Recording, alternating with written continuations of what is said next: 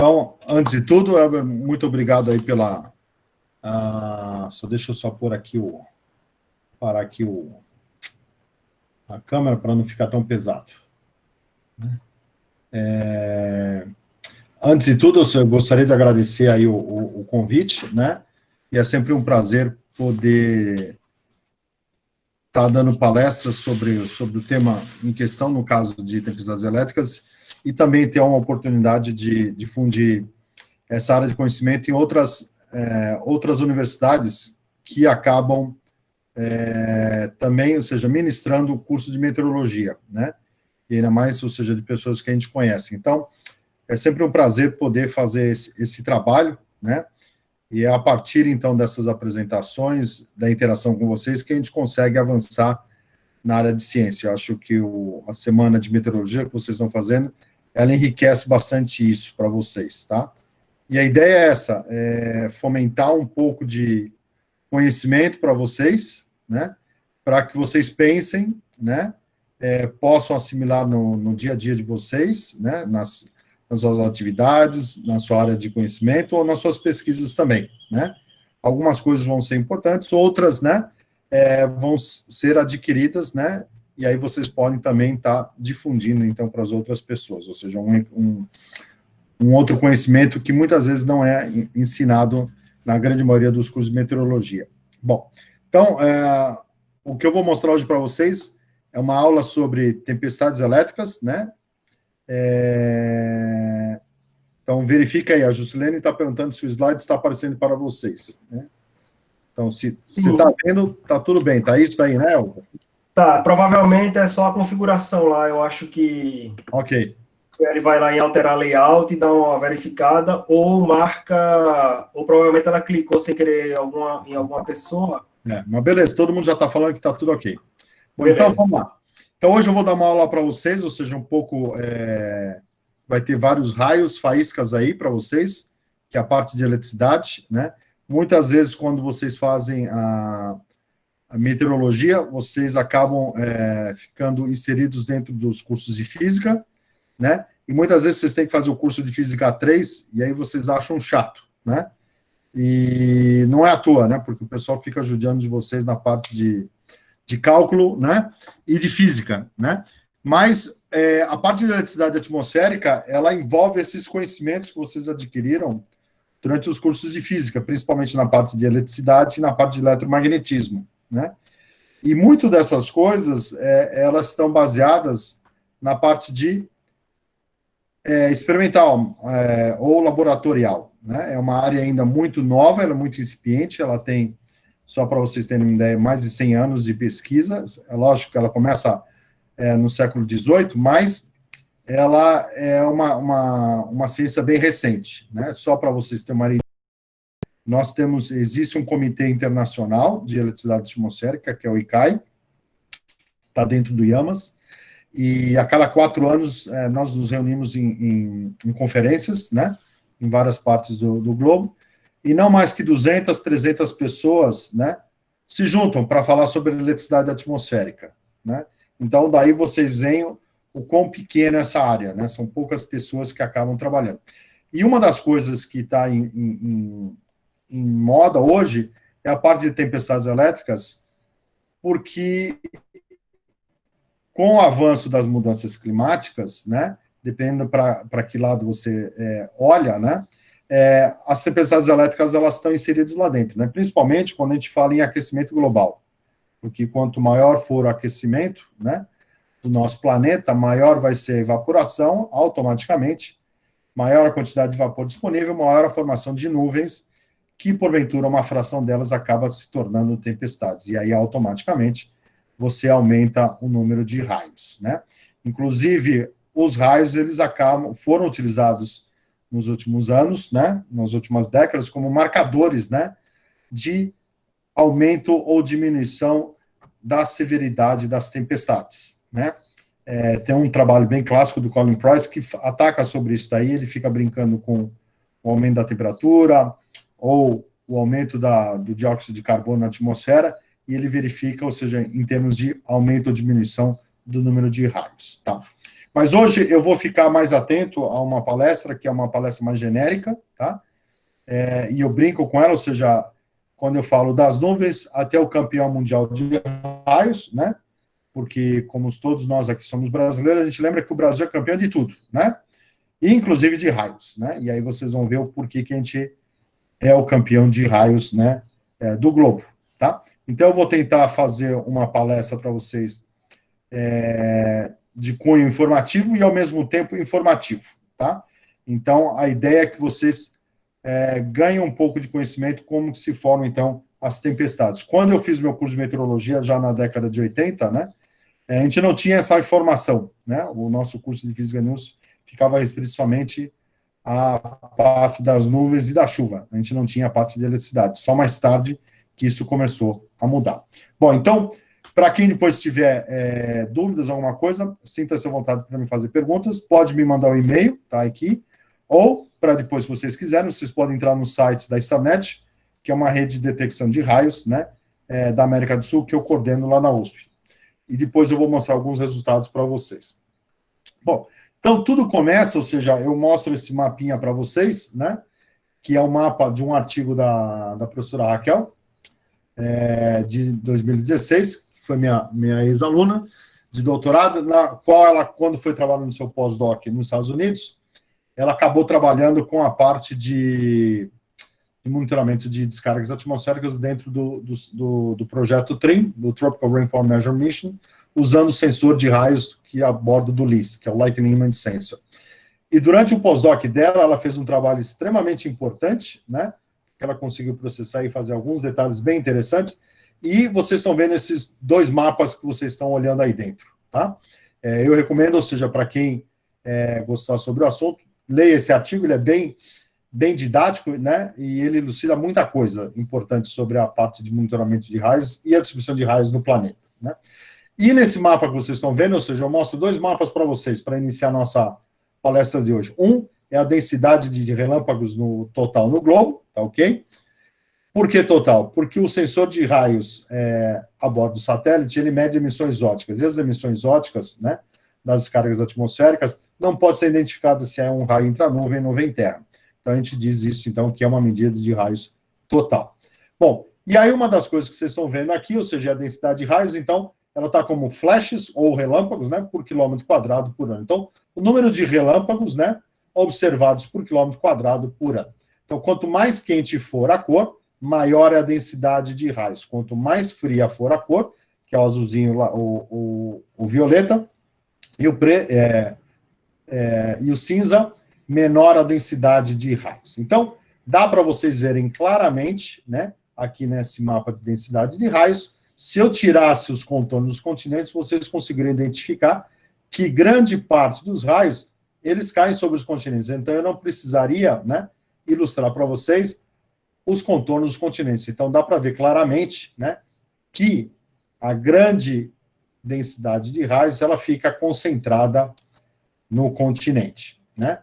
E, além disso, uma das coisas importantes é que vocês conseguem ver também que existe um cinturão, né, aqui na região próxima do Equador, onde existe uma maior densidade de raios. Então, se vocês forem ver aqui, eu tenho essa parte aqui norte da América do Sul, aqui no continente africano, e a outra parte aqui na Oceania. E depois, à medida que você vai para latitudes mais altas, aqui no hemisfério norte, né, aqui nos Estados Unidos, né, aqui no norte da Índia, já chegando aqui nos Himalaias, ou aqui na região sul da América do Sul, na Argentina, vocês começam a ver o quê? Uma maior densidade de raios também.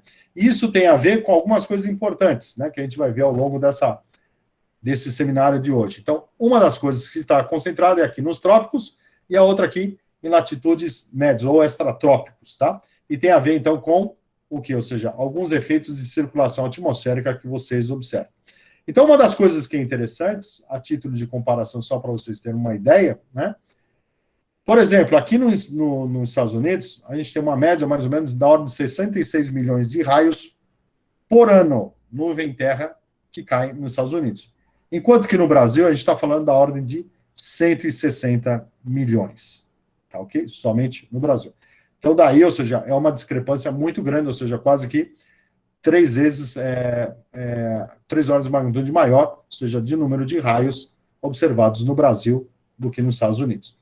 Mas aí o que acontece? Quando a gente começa a olhar isso, você começa a verificar que essa densidade de raios, né, ela existe, ela mostra para a gente outras coisas interessantes, principalmente onde vocês veem esses pontinhos pretos aqui dentro, né? Esses pontinhos pretos são as regiões onde a gente tem mais de 50 raios por quilômetro quadrado por ano, né, aquela região. Então você imagina que a cada 3 dias, mais ou menos 3 dias, a cada 7 dias, você vê um raio caindo perto da tua casa. Tá? Então o que acontece? Chove constantemente e caem raios constantemente. Só que existem algumas regiões no planeta onde essa densidade é superior a 100 raios por quilômetro quadrado por ano. Então o que significa isso? Que a cada 3 dias vocês estão observando um raio. Imagina, então para quem é mais velho como eu, você já deve ter assistido o filme Blade Runner, e lembra que no filme do Blade Runner só chovia e caía raios, né? É mais ou menos isso aí. Então vocês não veem o sol, né? Então isso é uma das coisas, né, que mostra pra gente, ou seja, o quão importante é monitorar a parte de raios. Por quê? Porque os raios também estão ligados com a chuva, né? Na média, né, só para vocês terem uma ideia, né, nós observamos da ordem de 60 raios por segundo, tá ok? 60 raios por segundo, ou seja, que são observados em todo o nosso planeta. Então, o que acontece? Se eu ligar agora um sensor de raios, eu vou conseguir medir algumas centenas de raios nesses segundos que eu falei para vocês, tá? Só que é lógico, essas tempestades, elas estão espalhadas aonde? Em várias regiões do planeta, não é somente num local. Então, elas vão ocorrendo, né? E elas seguem o ciclo diurno. Tá? Majoritariamente, ou seja, elas estão seguindo o ciclo diurno. Tá? Então, quando a gente começa a olhar, né, esse mapa aqui dentro que a professora Raquel fez, a gente consegue ter uma ideia um pouquinho melhor. Então, por exemplo, né, só a título de noção para vocês, por ano, são observados na ordem de mais de 1,8 bilhões de raios. Tá? É raio pra caramba, gente. Tá? Distribuído sobre o planeta. Mas a grande maioria fica distribuída onde? Nos continentes. Quando a gente separa em continente, a gente vai ver que o continente africano é o continente aonde se observam as tempestades mais severas, onde a gente observa muito mais raios. Para vocês terem uma ideia, a gente tem da ordem de mais de 350 milhões de raios no continente africano. Tá? Que é essa parte aqui que vocês estão vendo. Já na América do Sul, que é o segundo continente, a gente tem 183 milhões, seguido pela Ásia, ou Sudeste Asiático, né, da ordem de 157 milhões, e aí depois a América do Norte, com 57 milhões, e 43 milhões aqui na Oceania. Então, na hora que vocês começam a perceber, o que acontece? A gente começa a ter o que a gente acaba chamando, né, carinhosamente, ou seja, das 3 chaminés, né, de raios, ou 3 fontes de produção de tempestades elétricas. Um é aqui na América, aqui mais a parte norte da América do Sul, a outra aqui no continente africano, aqui perto do Congo, e a outra aqui no sudeste, né, asiático, perto da Oceania, que é essa parte aqui dentro. Tá? Que são as 3 regiões onde você tem grande produção de raios. E a gente vai tentar entender o que está acontecendo aí. Bom, e aí é lógico, né? A gente chega no famoso campeão, né, de raios do planeta, né? Que é o Brasil. Né? O Brasil, né, de acordo aqui com o sistema aqui dentro de flashes, aqui é flashes, tá? Então são os relâmpagos, né? O sistema de ótica, ele mede mais ou menos da ordem de 108 milhões de relâmpagos por ano, tá? Para vocês terem uma ideia em termos, um relâmpago significa mais ou menos da ordem de 3 raios, mais ou menos, que é intranuvem mais nuvem terra. Então, a gente está falando da ordem de 320, 330 milhões de raios por ano, diferente dos 160 milhões de raios nuvem terra que eu estava falando para vocês. E aí, seguido, vem quem? O Congo, onde eu tenho 95 milhões. Mas olhem só, a diferença é muito pequena, né? Seguido depois, menos da metade, é a Austrália, a Índia e a Argentina. Tá ok? Depois seguido da China Indonésia, México e assim por diante. Só que o que é interessante? Por que o Brasil acaba sendo, então, o campeão de raios? Por uma coisa muito clássica. Nós estamos nos trópicos, tal como é o Congo.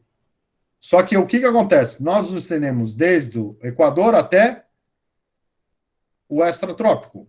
O que significa isso? Que nós temos mais de 8 milhões e meio de quilômetros quadrados. Enquanto que o Congo tem simplesmente quase que um terço disso aí, 12 milhões e 300. Então, o que acontece? O Congo, quando você compara Brasil e China, e com o Brasil, é o país que tem a maior densidade de raios, comparado com o Brasil. Então, o que acontece? Apesar do Brasil ser o campeão de raios, o Congo, de longe, é o país onde se mais observam raios. Tá? E aí depois a gente também tem os nossos irmãos, né, aqui na Argentina, que acabam produzindo bastante raios. Mas eles ficam concentrados aqui nessa parte norte. Bom, e é lógico, na hora que você olha essas regiões maior densidade de raios, a gente pode observar também o ranking delas, né? O número 1, ou seja, na América do Sul, né, e no globo, é aqui na Venezuela, mais propriamente nessa região aqui, que é no Lago de Maracaibo, onde nós temos 230 relâmpagos por quilômetro quadrado por ano. Então, menos de um dia e pouquinho, a cada um dia e um pouquinho, você observa um raio. Tá? Então, o lugar preferido para você querer observar raios é você ir lá na Venezuela, sentar ali no Lago Maracaibo, tomar uma cervejinha, tomar uma caipirinha, ou tomar um café ou um chá, e ficar observando os raios caindo dentro de um lago. Tá? E, preferencialmente, à noite, que é o horário que é onde que eles são muito mais ativos. Seguindo isso, depois o que acontece? A gente vai ter outras regiões aqui em torno da Colômbia, principalmente nas montanhas, ali na parte dos Andes, né? Que aqui existe uma região muito alta, né? Que é influenciada por várias circulações de vale-montanha e da ITCZ aqui dentro na parte do Oceano do Pacífico, ok?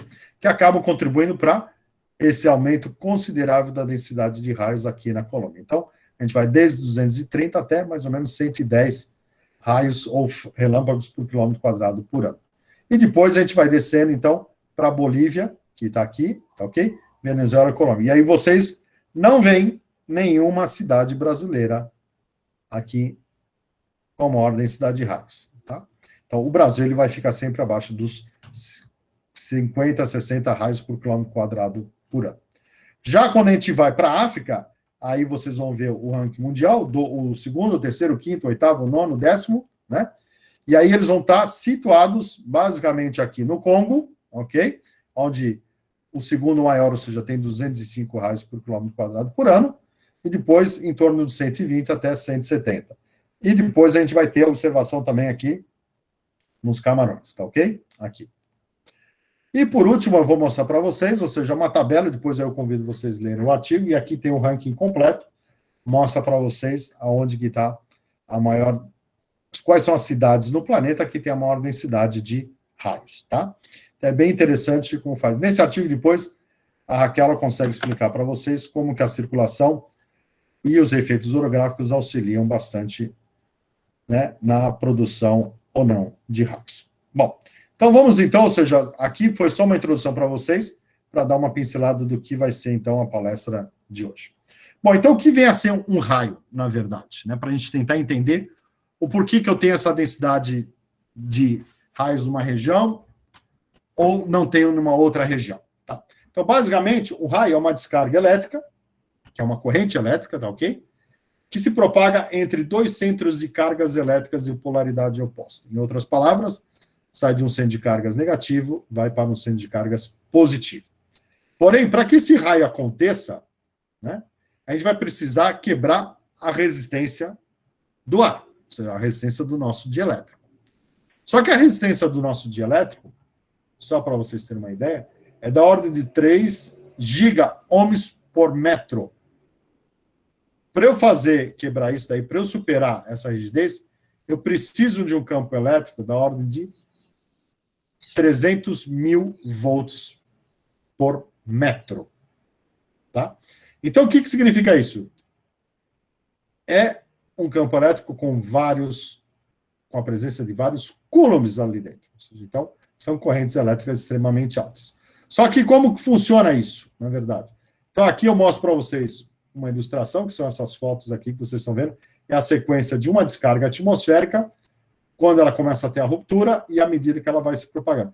Então, o que acontece? Eu tenho a primeira faísca, que é o primeiro raio, como a gente faz, né? A gente diz, ele consegue quebrar a rigidez do dielétrico. Só que uma vez que ele quebra a rigidez do dielétrico, o que acontece? Ele é um plasma, né? Ele começa a ionizar as moléculas do ar presente no local onde ele está fazendo. Só que na hora que ele faz esse processo de ionização, o que acontece? Ele está quebrando as moléculas.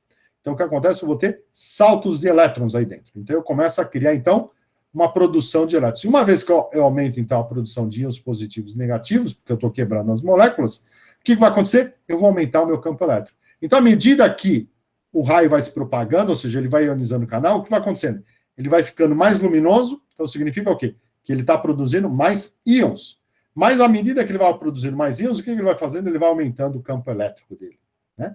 E com isso ele vai produzindo cada vez mais elétrons. Né? E, em outras palavras, a gente acaba criando, então, o que a gente chama de uma avalanche de elétrons. E à medida que esse campo elétrico vai aumentando, ele vai se propagando para mais regiões e vai, então, encontrando regiões no ar que tem menor resistência, e ele vai se propagando. Então, daí é onde que vocês veem esse caminho aleatório aqui dentro, né? A gente pode dizer. Sendo que, à medida que ele vai se aproximando do chão, um desses ramificações vai ter um campo elétrico extremamente alto que vai atrair, então, a produção de um outro raio que sai da superfície, que acaba se conectando, e ao se conectar, ou seja, a gente vai ter uma descarga de retorno, a gente vai conectar, vai ter, então, um raio caindo no chão. E aí, uma vez que ele se conecta, ou seja, a gente vai ter uma neutralização do centro de cargas, ou seja, as cargas elétricas da Terra, por exemplo, vão fluir para a nuvem, vão neutralizar para ficar como zero. Porém, se o centro de cargas não se neutralizar, a gente vai ter uma outra descarga caindo.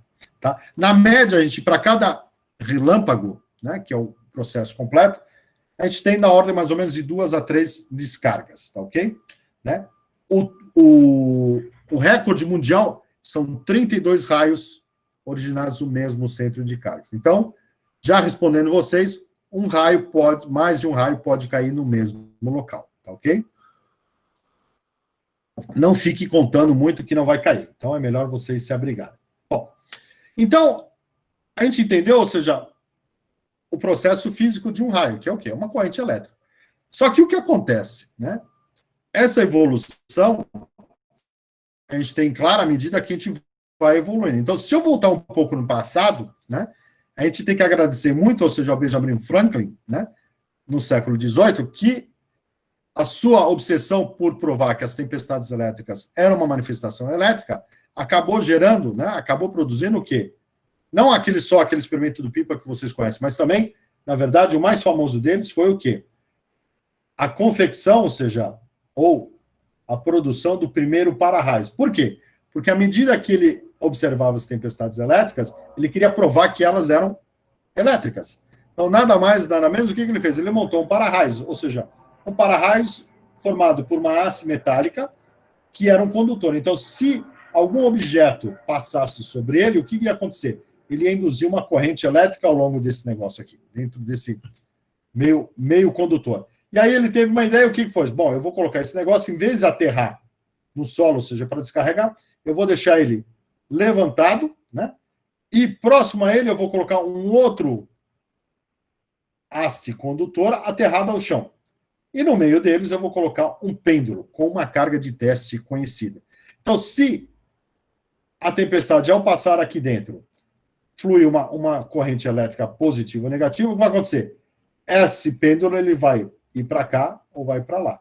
Tá? Vai depender da carga de teste. Então, ele vai atrair ou vai repelir. Então, com isso, ele conseguiu, então, provar a partir desse experimento que as tempestades elétricas tinham carga, na verdade. Tá? E aí, baseado nesses experimentos, foram onde as pessoas, então, conseguiram, ou seja, inclusive o Franklin, que as tempestades tinham cargas negativas. Então, eles observavam o quê? as cargas negativas próximo da base da nuvem. Mas à medida que o nosso conhecimento foi avançando, passaram-se mais de 100 anos, né? Vários pesquisadores, entre eles o Simpson e o Wilson, conseguiram fazer medidas de campo elétrico na superfície, né? E eles observaram o seguinte: o Wilson, ou seja, a chuva carregava as cargas positivas, as cargas negativas, e deixava as cargas positivas na nuvem. Então, com as medidas da nuvem, indicaram que ele tinha um dipolo positivo. Então, dipolo positivo é carga negativa embaixo e carga positiva em cima. Já o Simpson, em outro local, tá? Que ele era em inglês, ou seja, mas ele foi medir lá na Índia, ele indicou que a chuva estava predominantemente carregada positivamente. E a quebra das gotas da chuva criava o dipolo negativo. Ok? No dele era o inverso. Tá? E isso daí se deu basicamente a duas coisas. É que o Wilson fazia medidas do dipolo debaixo das tempestades, enquanto o Simpson fazia fora. Então, dependendo de onde você está fazendo essas medidas, o que você acaba enxergando mais perto é o quê? Um centro de cargas ao outro. Então, toda vez que você tiver duas cargas, que é um dipolo, você sempre vai ter reverso de polaridade de campo elétrico. Então, ora vai ser positivo, ora vai ser negativo. Só que só isso daí só foi descoberto quando a gente começou a fazer medidas de balão dentro das tempestades. E aí o Simpson, junto com o Scratch, ou seja, lançaram balões atmosféricos, as radiosondas que vocês conhecem, junto com um atilenógrafo, né, que conseguia, então, medir o campo elétrico, né, dessas tempestades. E a partir, então, dessas primeiras medidas, né, eles conseguiram observar que, na verdade, as tempestades elas não tinham um dipolo, mas sim um tripolo, aonde elas tinham um pequeno centro de cargas positivo, pequeno, próximo à base, que na parte central tinha cargas negativas e logo acima um segundo centro de cargas positivo com intensidade próxima do centro de cargas negativo. Ok? Então, com isso, ou seja, eles observaram que, dependendo então da distância onde você observava, ora você via esse centro de cargas positivo, ora esse negativo, ou ora esse centro de cargas positivo de menor intensidade. Tá? Bom, e aí começaram então o quê? A fazer várias medidas. E aí o que acabou acontecendo? Né? Vários pesquisadores começaram a avançar e começaram a fazer pesquisas, né? E começaram a medir as cargas ou o campo elétrico dentro das tempestades. E aí o Paul Crable, ou seja, na década de 80, ele compilou vários desses experimentos e ele notou uma coisa interessantíssima, que independente das tempestades aonde eles observavam, né, observaram o campo elétrico, sempre entre a região de 0 e menos 20 graus Celsius, né, eles observavam um centro de cargas negativo. Então, aqui era na Flórida, né, aqui no Novo México e aqui no Japão, tá, que eram tempestades de inverno. Então, ele começou a observar o quê? Que não somente tinha uma estrutura tripolar um pouco mais complexa, mas existia uma certa dependência com a temperatura. E isso pôs para a gente, ou seja, um certo dilema. Opa, peraí. Se antes eu tinha separação de cargas, ou seja, agora a gente tem a dependência de temperatura. Então, significa o quê? Que o processo de formação das nuvens tem impacto direto no estabelecimento dentro desse centro de cargas elétricas. Bom, e aí é lógico, a gente foi avançando, né? E aí mais tarde, na década de 80, na década de 90, o pessoal de Oklahoma lançou várias radiosondagens, e aí a Solisburgo, ou seja, fez seu doutorado na década de 90, conseguiu fazer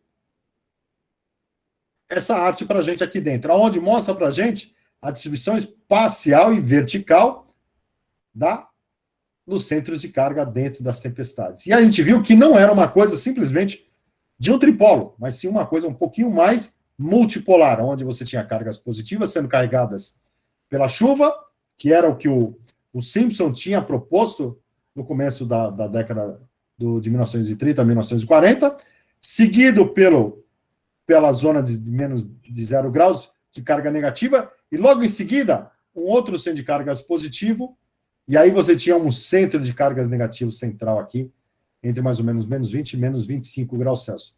E logo em cima, a gente tinha cargas positivas, que seria, então, o segundo centro de cargas, e depois a gente tinha uma carga, uma camada de cargas negativas de blindagem aqui em cima. Tá? E aí o negócio começou a ficar extremamente mais complexo. Opa, peraí, não é simplesmente uma só coisa em função da temperatura, mas também tem a ver o quê? Com a presença das correntes descendentes e das correntes ascendentes. Então, o processo de eletrificação, ele se torna uma coisa um pouco complexa.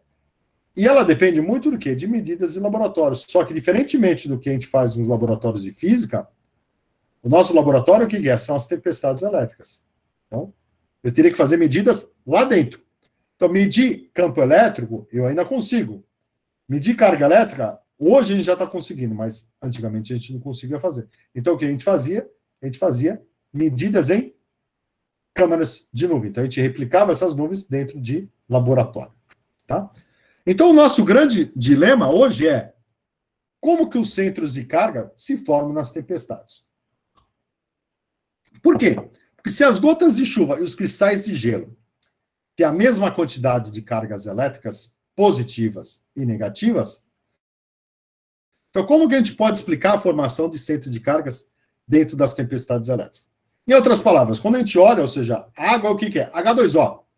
Então eu tenho duas cargas positivas do hidrogênio e duas cargas negativas do oxigênio.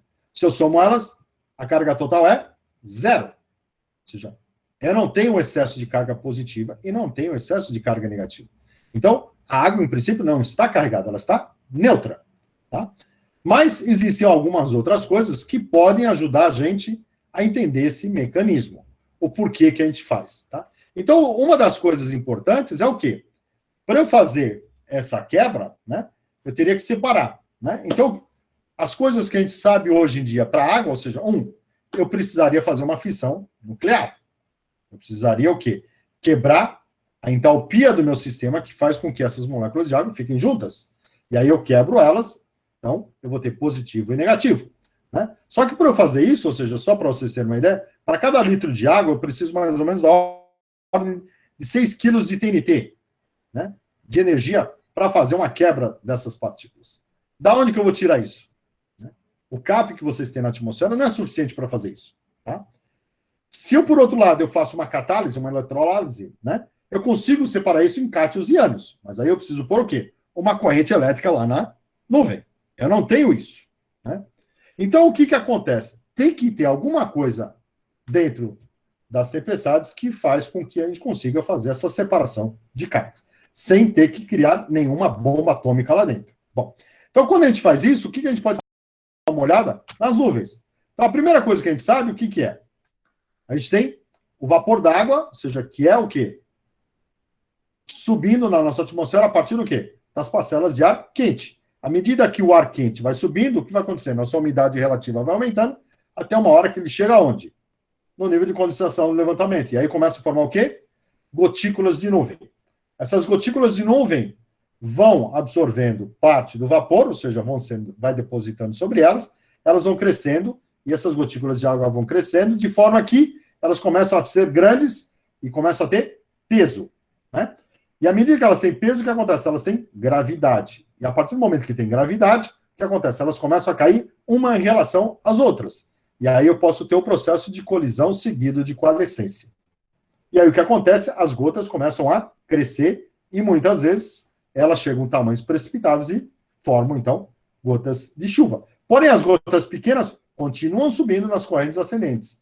E essas gotículas, se elas subirem a isoterma de 0 graus, elas não se congelam automaticamente e começam, então, a formar gotículas de água super resfriada. No entanto, o que acontece? O vapor de água disponível na atmosfera vai auxiliar o quê? A formação de novos cristais de gelo, porque agora o vapor d'água está super saturado em relação ao gelo. E com isso, automaticamente, eu começo a produzir deposição de vapor, formando cristais de gelo, e, ao mesmo tempo, crescendo as gotículas de água superesfriada. Só que essas gotículas de água superesfriada têm massas, né, maiores, são mais pesados que os cristais de gelo recém-formados. Então, eles começam a colidir com os cristais de gelo. E aí a gente começa a ter o quê? A colisão de gotículas de água com os cristais de gelo, formando o grapple e o granizo, que é o processo de acreção, ou os cristais de gelo colidindo entre eles, formando, então, o processo de agregação.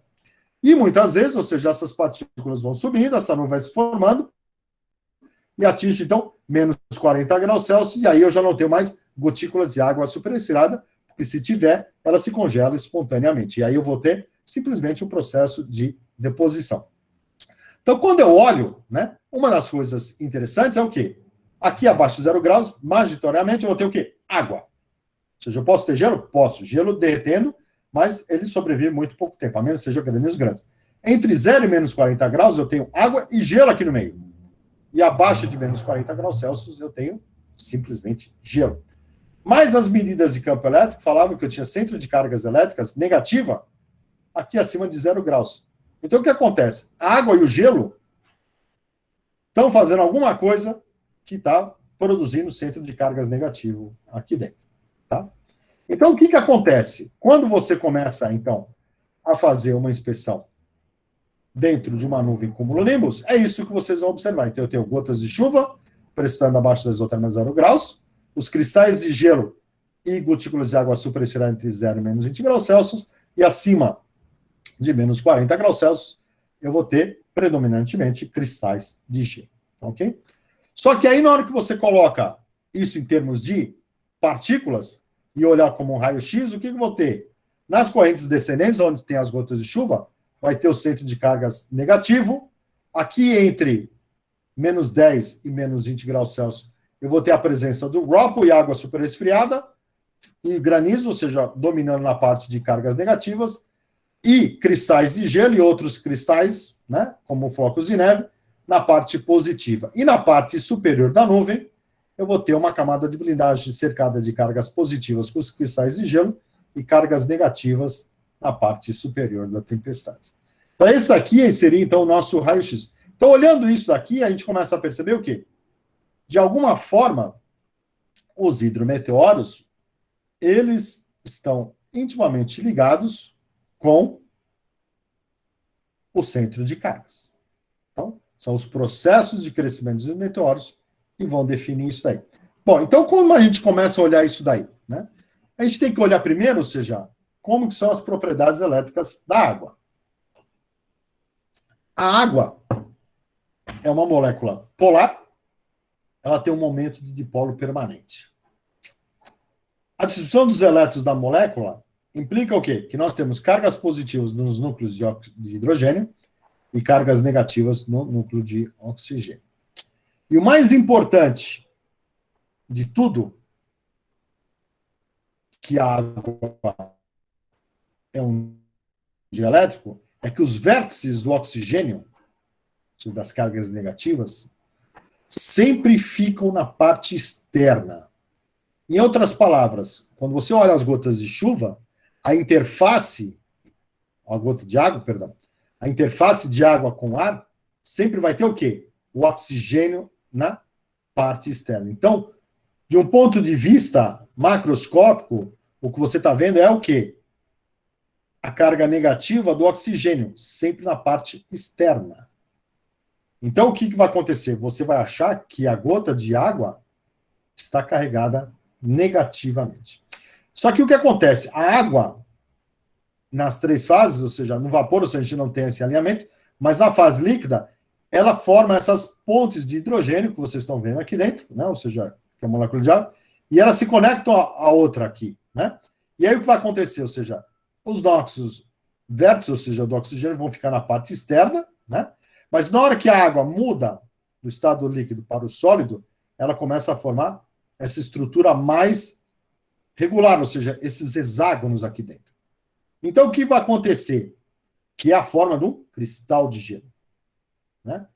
E o que é interessante aqui? Vocês começam a perceber que, ora, eu vou ter o oxigênio, ora, eu vou ter os hidrogênios na parte externa também. Então, o que significa isso? Significa que eu vou ter tanto a parte positiva como a... Isso tem a ver, ou seja, que a gente... Ou seja, hoje eu não vou mostrar para vocês, mas depois, para quem quiser interesse, eu posso passar material.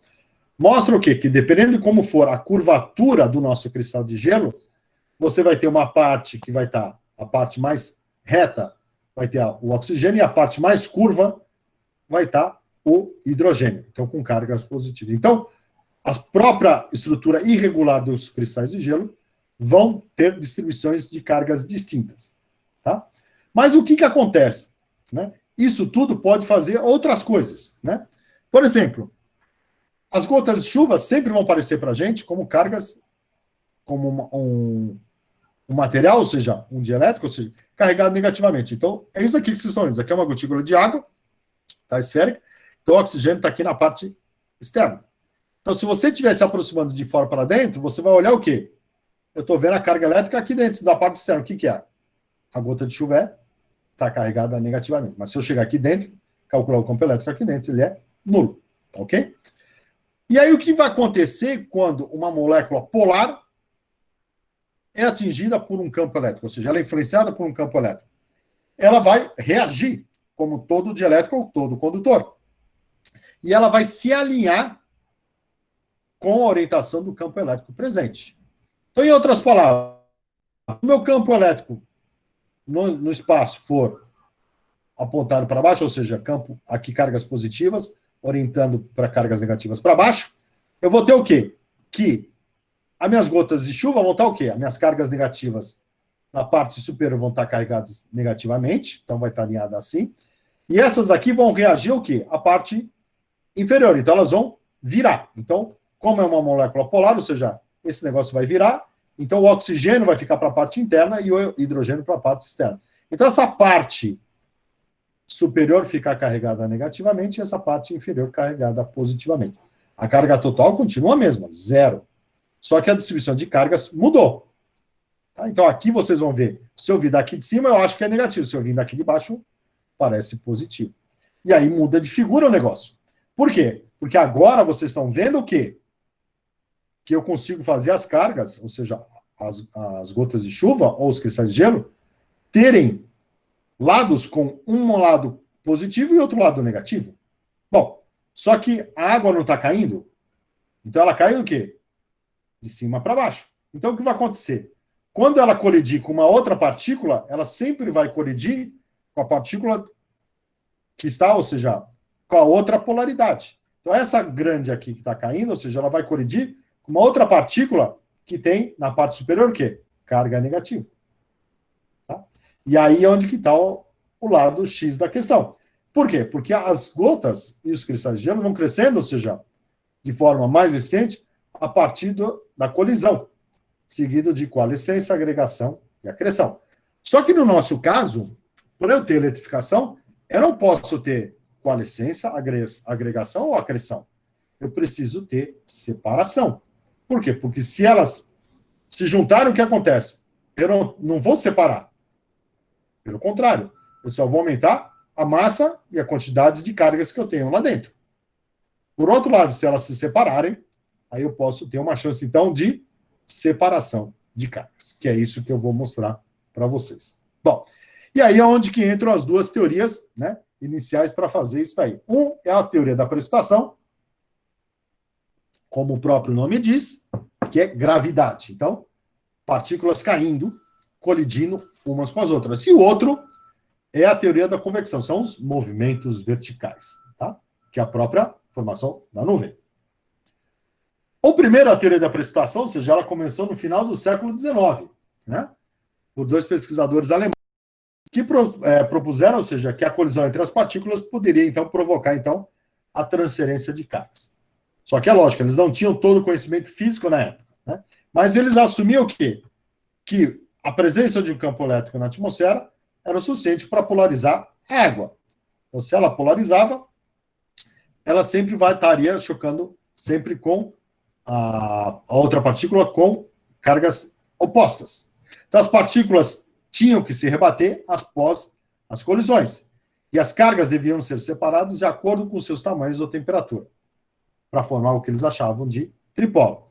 E a transferência de carga era rápida e ocorria durante a colisão. Daí aonde muitas pessoas acabavam dizendo que o atrito, que é como vocês aprendem no curso de eletricidade, era que transferia cargas, né? Só que a gente sabe que isso não é verdade. A gente não tem o tempo suficiente para fazer esse atrito, para fazer essa transferência de cargas, tá? E mesmo se a gente conseguisse transferir assim, a gente estaria, na verdade, tirando cargas, e aí viola uma lei da física, tá? Nesse modelo de precipitação, então, eles sugeriram o quê? Que a gravidade induzia o movimento descendente das gotas grandes, né, que são as gotas mais pesadas, que eram granizo, gotas de chuva ou partículas de gelo como Groppel, que colidiam com as partículas menores de água ou cristais de gelo que estavam suspensos, ou seja, em relação às que estavam caindo. Então, durante o processo de colisão seguido de rebatimento, as gotas grandes transferiam cargas positivas para as partículas menores, e assim as partículas mais pesadas ficavam negativas. Então, em outras palavras, então aqui você tem um campo elétrico, e aí você tinha a gota de chuva grande, ficava polarizada, então negativa, positiva, e aí você tinha uma partícula menor, negativa e positiva, seguindo a orientação do campo elétrico, que estava, ou seja, caindo bem menos rápido do que a maior. Então, automaticamente, ela colidia com a partícula maior, e durante esse processo de colisão, a partícula grande transferia cargas positivas para essa aqui. Em outras palavras, durante o processo de rebatimento, não é a transferência, mas sim, na verdade, é a transferência de massa. Então, as partículas menores acabam abocanhando uma fração da massa da partícula grande. Então, o que vai acontecer? Essa gotícula pequena, ou cristal de gelo, acaba ficando com excesso da massa da parte externa, que está carregada positivamente. Então, ela vai estar com excesso de cargas positivas aqui na periferia. Então, daí é onde a gente diz que ela está carregada positivamente. Essa, como perdeu um excesso dessa carga positiva externa aqui dentro, ela vai ficar com déficit. Então, no geral, vai estar carregado o quê? Negativamente. Só que aí existia um grande problema. O campo elétrico presente na atmosfera não é suficiente para polarizar as gotículas de água. Então, aí é onde que o pessoal, na década de 50 até 80, propôs, então, a teoria da convecção, né? Para tentar explicar isso. E aí eles lembraram uma coisa extremamente importante. As cargas podem ter, inicialmente, origem externa. Tá? Aí você vai falando, não é nada extraterrestre aqui dentro. Mas o que acontece? A nossa atmosfera, né, é um capacitor. E as duas placas desse capacitor se chamam, um é a superfície da Terra e a outra é a ionosfera. Né? A ionosfera, ou seja, lá em cima, onde que tem os processos de ionização, onde tem a alta produção de íons, provocado principalmente pelos raios cósmicos que quebram, então, as moléculas de água lá em cima. E acabam injetando o quê? Grande quantidade de íons positivos, negativos, dentro da nossa atmosfera. Mas, ao mesmo tempo, sobre a superfície da Terra, a gente tem o quê? Diversos materiais que estão em decaimento radioativo. E aí acabam o quê? Liberando grandes quantidades de íons positivos para dentro da nossa atmosfera. E aí o que acontece? Próximo à superfície, o ar fica aquecido, ele sobe, e ele acaba carregando o quê? Esses íons positivos. Esses íons positivos entram dentro da nuvem e acabam sendo transportados para dentro da nuvem. À medida que eles vão subindo, eles vão atraindo o quê? As cargas negativas no alto da atmosfera, da ionosfera, que acabam, então, entrando aqui, formando, então, uma camada de blindagem aqui dentro. Tá? E aí, é lógico, agora eu começo a aumentar o quê? A densidade de cargas aqui dentro. Então, eu começo a aumentar o campo elétrico, e aí eu consigo polarizar as minhas partículas, e aí eu consigo, durante o processo de colisão, formar, então, a transferência de cargas. Então, nessa hipótese de convecção, as correntes ascendentes de ar quente, próximo à superfície, carregam as cargas positivas e as transportam até o topo. Essas cargas, por sua vez, atraem as cargas negativas produzidas pelos raios cósmicos, formando, então, essa camada de blindagem. Posteriormente, as correntes descendentes vão transportando também as cargas negativas para a parte inferior e na lateral da nuvem. Bom, mas qual o grande problema dessas hipóteses? Né? O campo elétrico da atmosfera não é suficiente para polarizar os hidrometeoros. Ou seja, 100 a 300 volts que a gente observa, não dá para fazer isso. Além disso, elas não conseguem explicar a origem da camada de cargas negativas entre 0 e menos 20 graus Celsius. E esse é um grande problema. Então, a gente tem que voltar de novo para os processos de formação de hidrometeoros.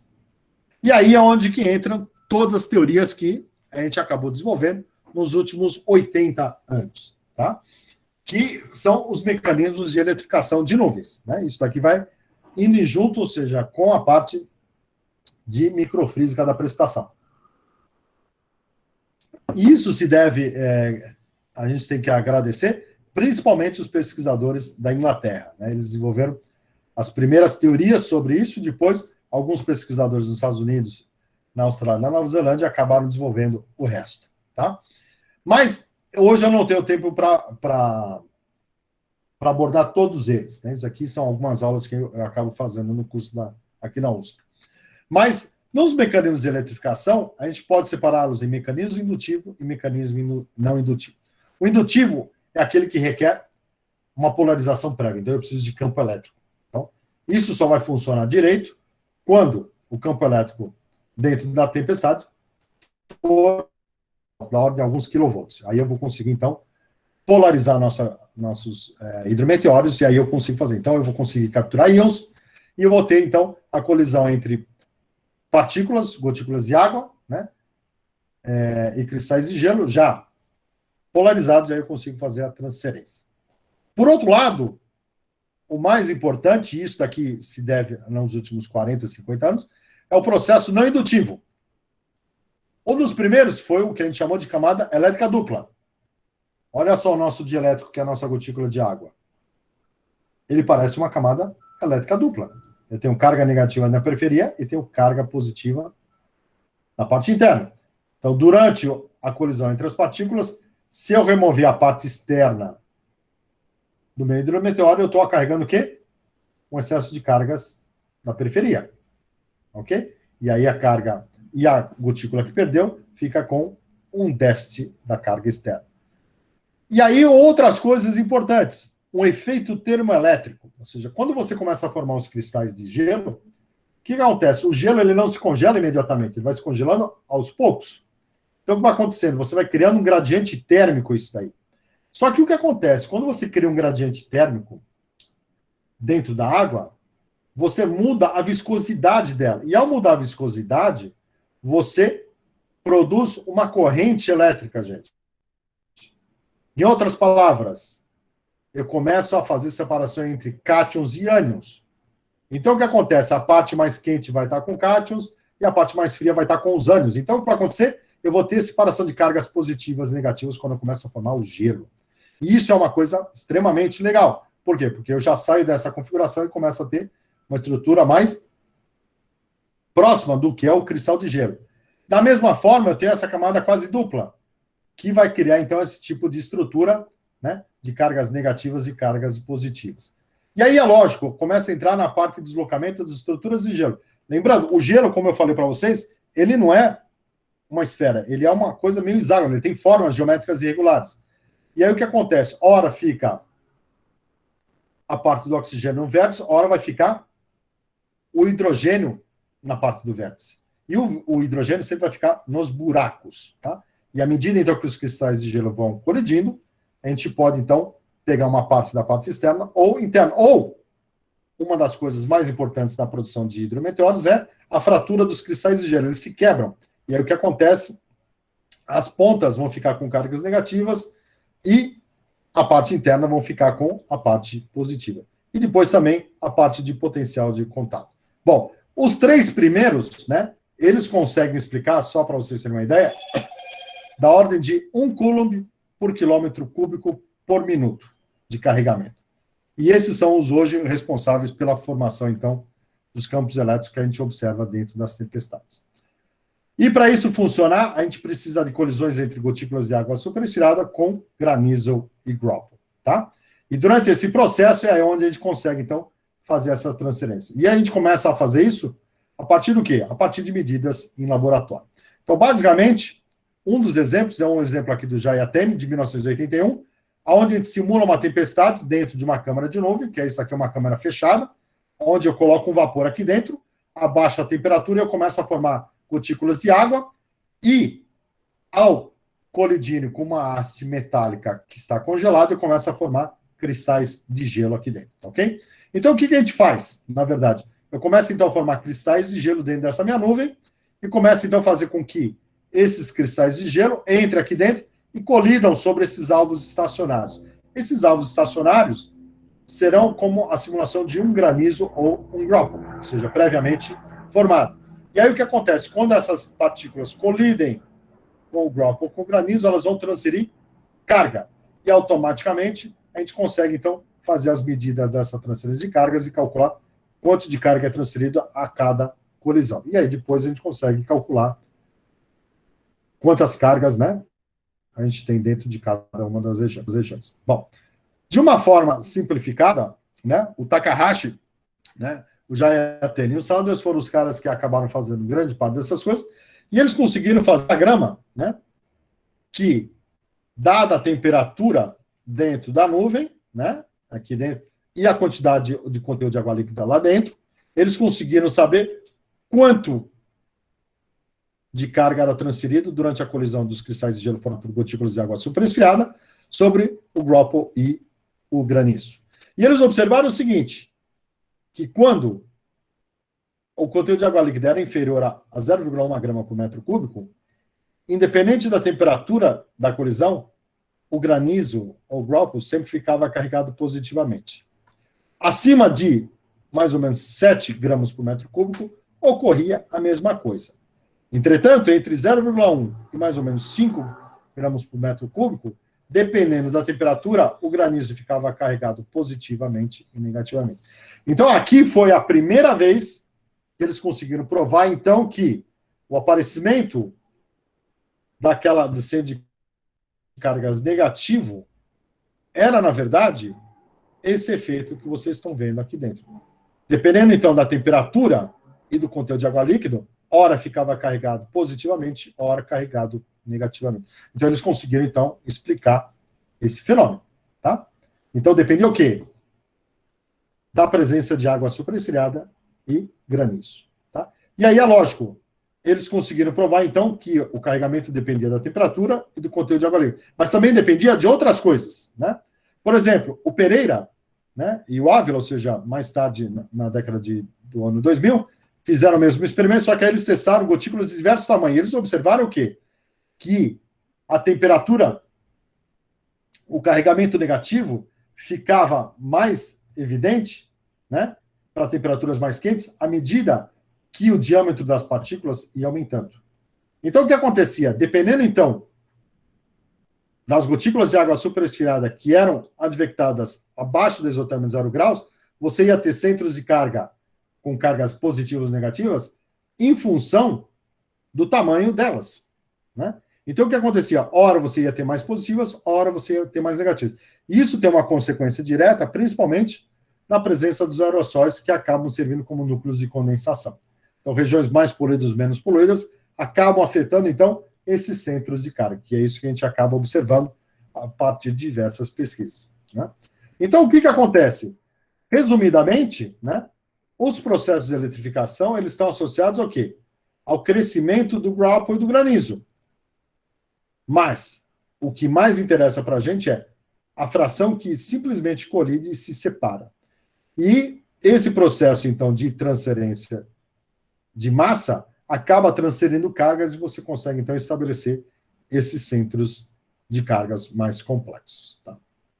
Bom, então agora vamos para a última parte, ou seja, mais uns 15 minutos, mostrar para vocês. Aqui é só um cartoon, ou seja, só um desenho para vocês, de todos os tipos de raios que a gente já consegue monitorar, que a gente conhece hoje em dia. Né? No começo, a gente só conhecia esses raios aqui dentro, os raios nuvem terra intranuvem. Aí, a partir da final da década de 80, né, vários pesquisadores observaram acidentalmente, né, esses fenômenos aqui são os red sprites e os blue jets, né, acidentalmente. E aí, é lógico, muitas vezes esses raios aqui dentro eram retratados como coisas de OVNIs, ou seja, objetos não identificados, e eram classificados. Só que depois que a comunidade científica conseguiu observar isso, ou seja, ela provou que, na verdade, eram raios observados acima das tempestades. Mais tarde, depois da década de 90, no ano 2000, a gente já conseguiu observar essa produção de pósitrons, ou seja, feixes de elétrons, raios gama, né, emitidos pelas tempestades, a produção de halos e também, ou seja, jets gigantes, ou seja, que saíam, ou seja, na forma de blue jets e ativavam esses red sprites. E, finalmente, esses elfos aqui dentro. Então, hoje em dia, muitas dessas coisas, né, são estudadas por grupos específicos, né, principalmente porque o que acontece? Hoje, né, vocês devem ter visto aí os ônibus espaciais já estão virando realidade, já estão ficando até mais confortáveis, e logo, logo a gente vai poder voar, né, para o espaço. E o que acontece? Essas espaçonaves vão onde? Acima de 50 quilômetros. Elas têm que cruzar isso aqui. E a pergunta é, será que essas manifestações elétricas afetam ou não essas espaçonaves? Isso é uma grande pergunta. A gente sabe que os aviões recebem algumas, né, quantidades, ou seja, de raio-x dentro das espaçonaves. Então, quanto mais frequente você voa, maior a quantidade de raio-x que você acaba absorvendo, né? E isso tudo, ou seja, acaba levando, então, também então, uma consciência nossa para fazer os sistemas de proteção para os humanos, né, que estão voando lá em cima. Bom, mas vamos lá o que nos interessa aqui dentro. Então, como é que a gente mede raios, na verdade, né? Basicamente, raios, eu vou mostrar um filme para vocês, ele vai durar alguns segundos, para explicar para vocês. Raio, na verdade, ou seja, é isso que vocês estão vendo aqui dentro, tá? Isso aqui é um raio que a gente conseguiu observar por um sistema de interferometria, e aqui dá para vocês terem uma ideia, ou seja, da estrutura tridimensional dele, tá? Então, isso aqui é um raio, ou seja, medido em câmera lenta, tá? Que aqui a gente está medindo, se não me engano, em 4.000 frames por segundo, tá? Bom, então aqui é o seguinte, aqui eu tenho o azimuth, então é como se você estivesse olhando o seu azimuth em elevação, então é como se você estivesse olhando o raio em altura, tá? E aqui é o raio aqui é a propagação do nosso raio. Então, à medida que o raio vai se propagando, já falei para vocês, ele é uma corrente elétrica, ele vai aumentando o seu canal. Só que como ele é um dielétrico, ou seja, ele também é um dipolo. Por quê?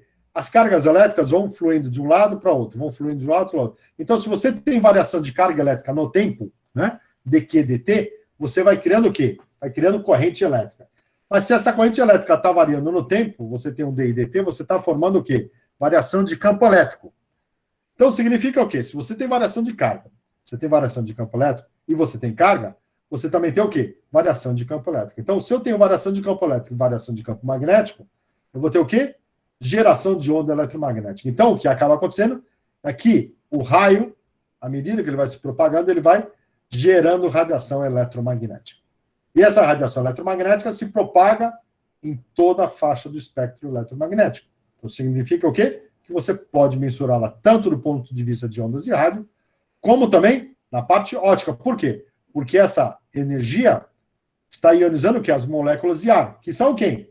O hidrogênio, o nitrogênio, né, o oxigênio e assim por diante. E cada um deles, ou seja, são moléculas que têm certos tamanhos, emitem fótons, né, luz, em certos comprimentos de onda, que é o quê? O vermelho, o azul e o amarelo. Tá? Então você consegue ver a radiação óptica, tá ok? Então eu vou mostrar o vídeo para vocês. Vamos ver aqui, esperar um pouquinho.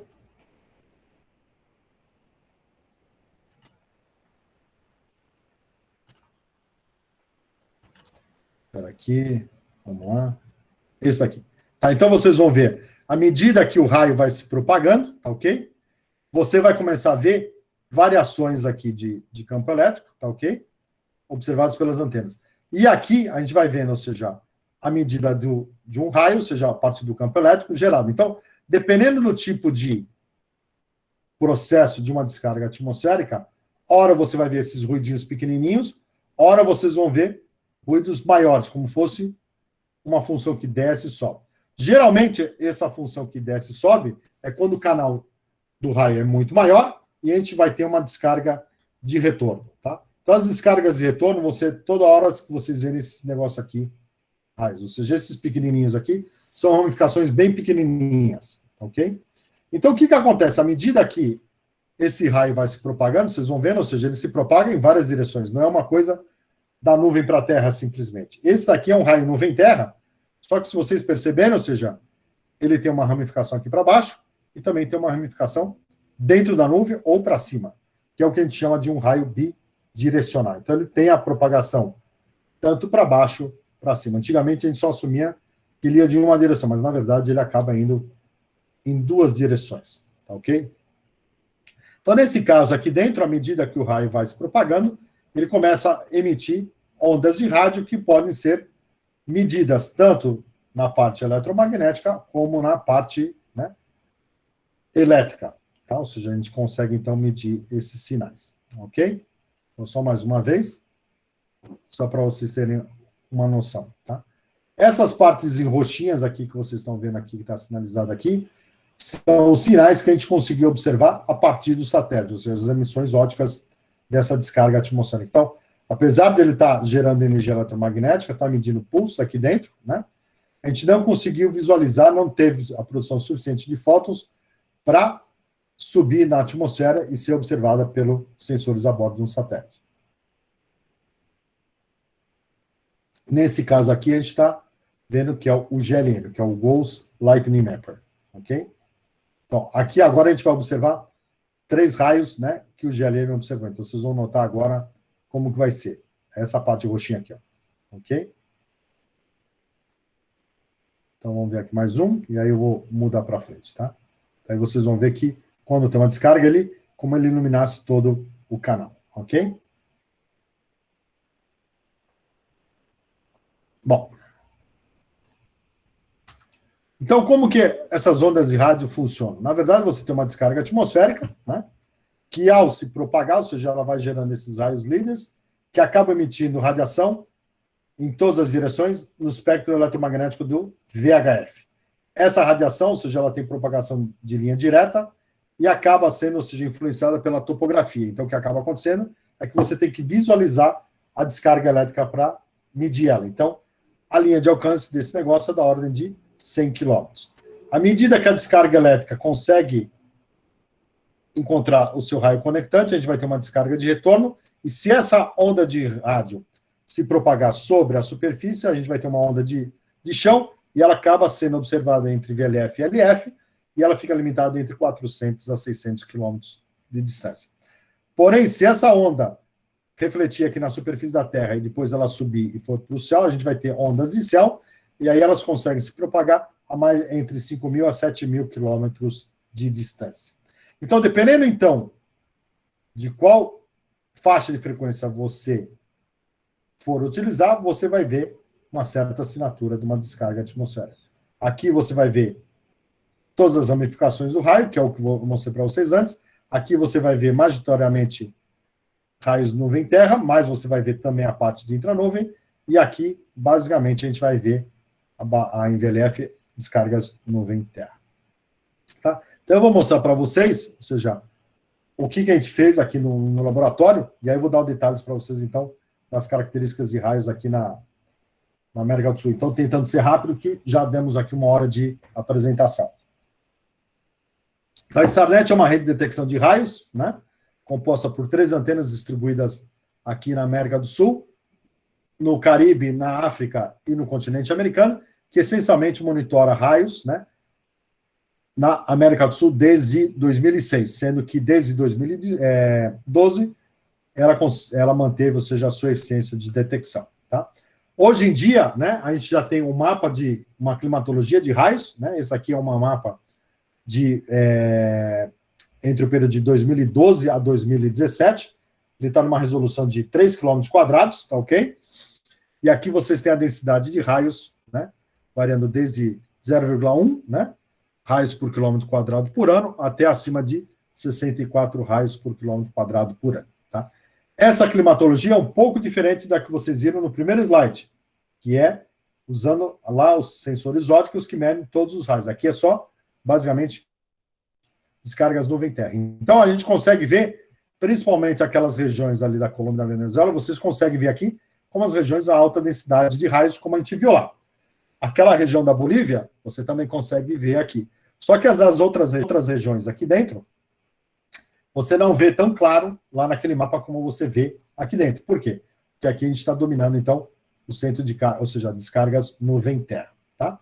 E aqui são, para uma região de 3 por 3 km, o número de dias com raio, mais de 10 raios por ano. Tá ok? Então dá para a gente ver, basicamente, que fica concentrado mais ou menos de 30 até 60 dias no ano. Tá ok? Então, na hora que você aumenta a área, ou seja, você vai para 10 por 10 km, esse aqui já passa para 100 dias até mais ou menos 180, 200 dias, tá ok? Que é mais ou menos a escala que estava sendo usada naquele mapa da Raquel.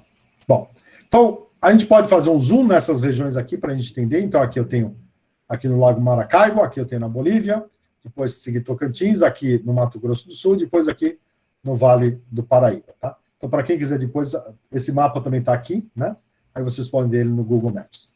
Bom, então aqui no Lago de Maracaibo, ou seja, aqui é onde vocês conseguem ver, e depois aqui naquelas regiões montanhosas que eu falei para vocês aqui, na Colômbia. Aqui você tem os Andes, né? Aqui você tem o Vale, tá ok? Então aqui do lado aqui você tem a Amazônia Ocidental, e aqui a parte oriental. Então aqui dá para a gente ver, ou seja, aqui a gente tem influência alta da topografia, né, principalmente aqui da zona de convergência intertropical, e aqui as circulações nessas outras regiões. E aqui no Lago Maracaibo, ou seja, você tem circulação de brisa, você tem circulação de vale, montanha, tá? E você tem efeitos orográficos aqui acentuados, montanhas aqui acima de 3.000 metros, tá? À medida que você vai descendo, ou seja, no Peru, na Bolívia, a gente tem os Andes, dá para você ver a Cordilheira dos Andes bem aqui, tá ok? Então aqui você tem efeito orográfico muito acentuado, que acaba auxiliando na formação de complexos convectivos bem fortes aqui dentro, produzem uma alta densidade de raios, e aqui no vale você tem o deserto, você não tem nenhuma densidade de raios. E aqui você também tem o quê? Um outro efeito orográfico, que acaba auxiliando, então, a formação de nuvens no pé das montanhas aqui dentro, do outro lado aqui da Bolívia e do Peru. À medida que a gente vai olhando para o Brasil, a gente entra na região mais continental do país, essa região aqui do Tocantins, onde a gente tem a maior densidade, uma das maiores densidades de raios. E o que é interessante aqui nessa região, que é uma das regiões onde cai raios simplesmente menos de 30, 40 dias do ano só.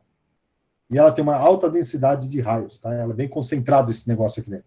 E uma das coisas interessantes aqui dentro, aqui eu não tenho um efeito de topografia, mas eu tenho um efeito de vegetação aqui dentro.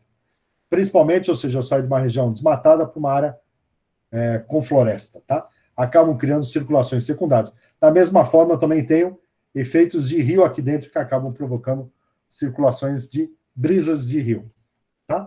O Mato Grosso e o Mato Grosso do Sul, ou seja, além de estarem numa região que é abaixo do Chaco, né, eles também têm efeitos, né, de vegetação, principalmente nessa região aqui de cima, e aqui a gente vai ter efeito daqui dos nossos rios aqui na baixa também, ou seja, outros efeitos de circulação de brisa, que acabam, então, auxiliando bastante. É umas regiões onde tem a maior densidade de raios. Já aqui na região de São Paulo, que no passado era acreditado como sendo a região de maior densidade de raios do Brasil, mas era, na verdade, por causa da rede de detecção de raios, que o pessoal da CEMIG, de Furnas, do INPE e do CEMEPAR tinham, que era concentrado na região sudeste. Então, é lógico que eles só viam os raios aqui, né? E ela está basicamente centrada aqui na região do Vale do Paraíba, vocês podem ver aqui São Paulo, São José dos Campos, e aqui no Rio de Janeiro, né? E ela, ou seja, modulada basicamente por efeitos de orografia. Aqui a gente tem um vale, aqui a gente tem a cidade de São Paulo, aqui você tem um vale, né? Aqui você tem a brisa marítima entrando, e aqui você também tem a Serra da Mantiqueira nesse outro lado, que acabam auxiliando, então, a formação e a canalização das tempestades nessa região. Tá? E aí o que acontece? Quando a gente começa a ter um mapa de densidade de raios, a gente consegue ver algumas coisas e explicar o porquê que a gente tem tanto raio no Brasil. Né? Então eu posso dizer isso aqui para vocês em termos de ciclo anual e ciclo diurno. Né? No ciclo anual, eu peguei todos os raios da climatologia, né? E aí para áreas de 10 por 10 quilômetros, eu fiz, ou seja, como que varia, né, a atividade elétrica em função de cada mês. E aí normalizei pelo valor máximo, tá? Para vocês terem uma ideia. Então, aqui vai de janeiro até dezembro. Então, cada uma dessas caixinhas vai ver. Então, dependendo aqui no começo está janeiro, no meio é julho e no finalzinho aqui de dezembro. Então, se vocês olharem, vocês vão ver que o nosso ciclo anual, ele é bem variado aqui na América do Sul. Então, por exemplo, na parte norte, ou seja, a gente tem atividade elétrica concentrada entre julho até outubro, que é basicamente o quê? Verão no hemisfério norte. À medida que a gente vai descendo, né, a gente começa a perceber o quê? Ou seja, que você vai tendo, ou seja, alta atividade de raios entre julho até mais ou menos outubro. Tá? À medida que você desce, você vai entrando na região amazônica, eu já paro de ter uma coisa de um máximo, eu começo a ter dois máximos. Né? No verão nosso, no hemisfério sul, então mais considerado a estação chuvosa, de março até maio, tá ok?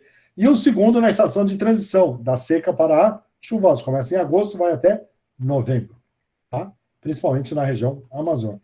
À medida que eu vou indo mais para o sul, eu tenho o verão. Então, predominantemente, o quê? de dezembro até fevereiro, né? Então, a gente começa a ver aqui, de dezembro até fevereiro, tá? Então, que é bem marcante de hemisfério sul, tá? Então, o que faz isso? A gente tem raios o ano inteiro aqui dentro. Essa é a grande vantagem que a gente tem. Em termos de ciclo diurno, eles também variam muito. Por quê? Porque a América do Sul não é homogênea, não é uma coisa flat, né? Ou seja, ela pode ter variações. Então, a gente observa regiões com máximo, 2 máximos de atividade elétrica no dia e outros que não têm definição nenhuma no ciclo diurno. Por exemplo, nessas regiões mais continentais, a gente tem um predomínio de convecção, formação de raios, à tarde. Então, aquecimento diurno. Tá? Ou seja, bem marcante aqui dentro. Ok? Por volta das 3 horas da tarde. Já na região mais ao mar, né, a gente tem um efeito radiativo e a gente também tem efeito dinâmico, que são as ciclogêneses que se formam, se propagam aqui, que vêm do Pacífico, cruzam os Andes, criam linhas de estabilidades baroclínicas e acabam adentrando para dentro do mar. E acabam, então, tendo 2 efeitos, ou seja, a parte radiativo e dinâmico. Tá, ok? Então, você tem um máximo de manhã cedo e depois um outro, né, da madrugada. Ok? Já quando você vem para as montanhas, aqui principalmente dos Andes, aí a gente vai ter o quê? O aquecimento diurno, efeito de orografia e efeito de circulações vale-montanha e brisa. Tá?